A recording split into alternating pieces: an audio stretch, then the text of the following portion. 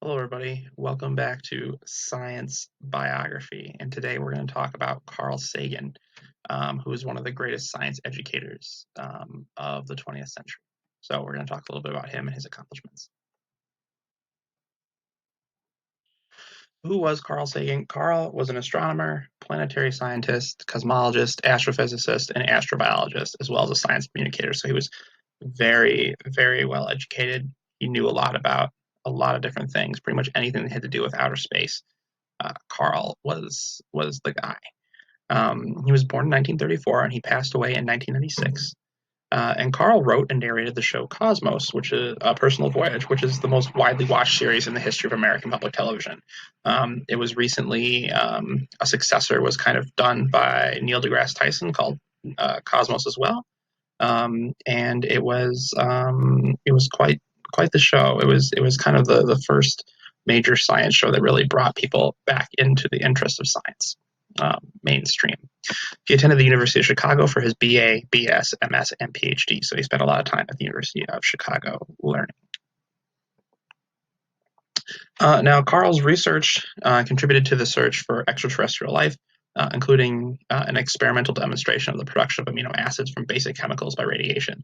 So basically, what that experiment was is he put a bunch of basic chemicals into a sterile lab environment, and he blasted it with radiation, and he found that when you do that, the radiation will cause the chemicals to form amino acids, which is pretty cool, which basically is showing that life could come from nothing. So there could be no amino acids around, and with enough radiation, amino acids could be composed naturally.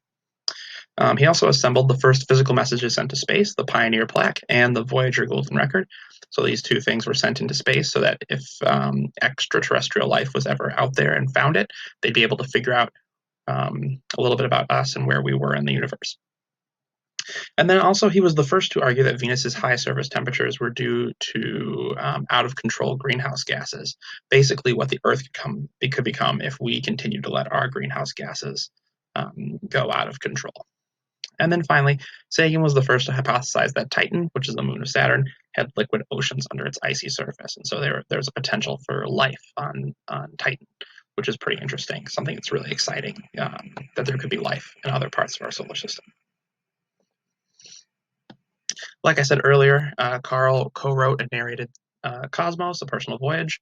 And this show was meant to interest the general public, who he had thought had lost interest in science because of our education system, which is probably a little bit true, right? Our education system is not the best at creating excitement for things like science. It's more about learning facts, and that's it.